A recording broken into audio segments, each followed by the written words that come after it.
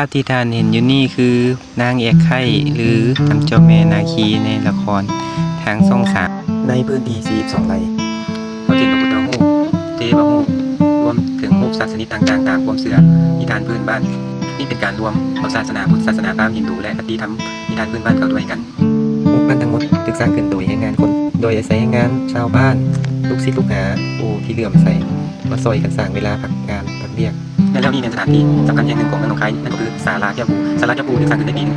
1921โดยปู่บุญเรือสุริรัตน์สมณพราหมณ์นักปฏิบัติธรรมและเผยแผ่พุทธศาสนาจากประวัติเรื่องเล่าของเพิ่นนั้นเป็นปู่บุญเรือบ่สามารถบวชเป็นพระได้โดยมีเหตุบางอย่างในเมื่อตอนคนที่จะบวชเป็นพระนั้นพอได้โกนหัวเข้าไปแล้ว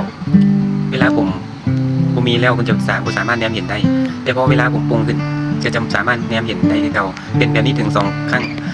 ปู่บุญเรือในประวัติของเพิ่นนั้นเป็นปู่สร้างวัดเสียงขวดในประเทศลาวแล้วก็ตอนเพิ่นเดินทางบวชพราหมณ์อยู่นั่นตอนอายุยังบ่ถึง20 ปีบ่ทันผ่านวุฒิภาวะนั้นเพิ่นก็เคยไปบวชศึกษาเรียนอยู่ในป่าในประเทศลาวเนาะต่อจากนั้นเพิ่นก็กลับมาดูแลเมืองแยงพ่อแม่ของเพิ่นหลังจากนั้นแล้วก็ได้มาสร้างวัดทั้งอยู่ลาวและก็อยู่เป็นศาลาแก้วปูนี่เนาะจำนวนรูปปั้นนี้บ่ต่ำกว่า200รูปปั้นเฉพาะศาลาแก้วปูเชื่อกันว่ามีพญานาคมาซอยเพิ่นสร้างเล่ากันว่าในมื้อ15 ค่ำเดือน11จะมีคนเห็นลูกไฟลอยมาคล้ายบั้งไฟพญานาคอยู่บริเวณใกล้รูปปั้นเจ้าแม่นาคีการเผยแพร่ศีลธรรมของเพิ่นนั้นเต็มไปด้วยความยากลำบากบางก็ว่าเพิ่นเป็นภัยต่อความมั่นคงของประเทศชาติเป็นระบบนั่นระบบนี้ถูกใส่ให้ไฟสีไปต่างๆนานาจากผู้ปกครองที่ทำลายศรัทธาและชื่อเสียงของเพิ่นหลายปีมาแล้วเคยได้ยินคนเว้าถึงในทางหลบในวัดเชียงควรจากผู้คนที่เราปากต่อปากมาที่กี้ว่าในรูปปั้นในวัดเชียงควรนั้นก็มีผู้ที่สร้างมาบรรจุระเบิดของทหารหรือใดเป็นอาวุธสงครามแล้วมาบรรจุไว้ในนี่พอมาถึงศาลาเจ้าปู่เมืองหนองคายเคยได้ยินคนพื้นบ้านเล่าถึงว่ามีอาวุธสงครามในทหารมาเสื่อมไว้เป็นไปในลักษณะเดียวกันคือกับวัดเชียงควรเป็นการทำลายชื่อเสียงของเพิ่นจากผู้ที่บ่หวังดีปัจจุบันศพของปู่บุญเรือได้ถูกบรรจุในกระบอกแก้วอยู่ในศาลาอาคารชั้น3ของศาลาแก้วกูเล่ากันว่าศพของเพิ่นจะมีผมปงออกมาตลอดและก็มีเล็บยาวเยืนออกมาซึ่งจะบ่เน่าเพราะเนื่องจากปู่บุญเรือเป็นผู้ปฏิบัติธรรมเข่งจึงเฮ็ดให้สรีระของเพิ่นนั้นบ่เปื่อยเน่าเนาะเจ้าหลังจากเขาเที่ยวศาลาแก้วกูทั่วแล้วเนาะเขาก็สิออกไปต่อที่วัดโพไซวัดหลวงพ่อพระไสซึ่งห่างจากนี่ไปประมาณ 3.5 กิโลเมตรโดยไปตามถนน212แล้วในที่สุดเขาก็มาฮอดวัดโพไซเนาะวัดโพไซอดีตเป็นส่วนหนึ่งของอาณาจักรลาวล้านสร้างเนาะประวัติการสร้างวัดโพไซว่าสร้างในปีใดเนาะได้สันนิษฐานว่ามีอายุเก่าแก่นับพันปีเพราะจากเดิมชื่อวัดผีพิษต่อมาจึงเปลี่ยนมาเป็นวัดโพไซประวัติของหลวงพ่อพระไสถูกสร้างในสมัยอาณาจักรลาวล้านสร้างสมัยสมเด็จพระเจ้าชัยเสฐาธิราชที่มีบุตรสาว3 พระองค์อยากสร้างพระประจำองค์3 ไม่ต้องให้แก่พระสุขพระเสริมพระไสจากนั้นคือไปกราบทูลเสด็จพ่อขออนุญาตการล้อมพระเป็นไปด้วยความยากลำบากในการล้อมทองให้ละลายว่ากันว่าการล้อมทองใช้เวลา7 วัน 7 คืนทองยังบ่ละลายพอเข้ามาฮอดมื้อที่8ได้จะเที่ยงพระออกไปสั่งเพลพราหมณ์ผู้หนึ่งย่างออกมาขอซอยสูบเตาเผาทองแทนพระเน้นที่ขึ้นไปสั่งอาหารแต่อบตัวญาติโยมแนมลงไปจากศาลานั้นเห็นพราหมณ์หลายองค์ที่มาสั่งแต่พระเน้นเห็นแต่มีองค์เดียวที่มาหลอกละลายเพราะหลังจากนั้นพราหมณ์ทั้งหมดก็หายไปพอพระสั่งเขาแล้วชาวบ้านลงไปก็เห็นทองทั้งหมดถูกละลายแล้วเทลงเบ้าหลอมทั้งหมดทั้ง3 องค์ปัจจุบันพระทั้ง3 องค์พระสุขมันจมลงน้ำของแทนพระสุขมันจมลงน้ำเงิมพระเสริมมันอยู่กรุงเทพมหานครประเทศไทยส่วนพระไสวัดโพไซปัจจุบันหลังจากกราบไหว้หลวงพ่อเป็นสิริมงคลแล้ววันนี้ก็ถึงเวลากลับแล้วเนาะก่อนสิกลับสิไปแวะเสียงสีเบิ่งว่าสิได้ใบที่เท่าใดมีมากับพอดีได้ใบเสียงสีมาถึงใบที่11เป็นใบดีเนาะมีเนื้อในว่าใบที่11เสร็จหวังดังประสงค์ที่จำนงเสร็จแน่ไม่แปรผันอีกไม่ช้าม้าตัวทองของสำคัญ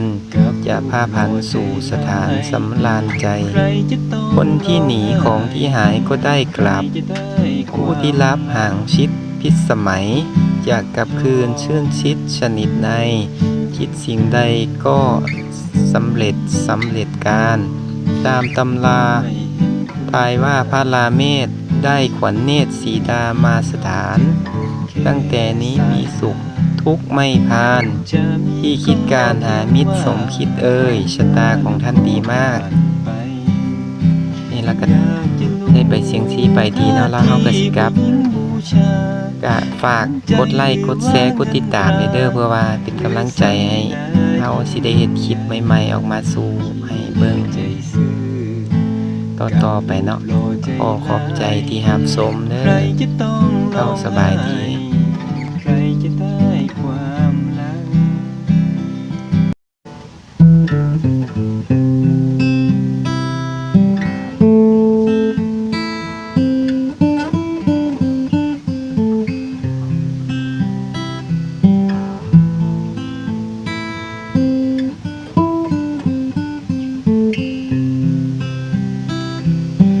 ยอมรับว่าซื่อเกินไปใจจึงช้ำบ่อยๆก่อนตายฉันคงช้ำไปถึงน้อยอกหักซ้ำบ่อยๆปล่อยให้ร้อง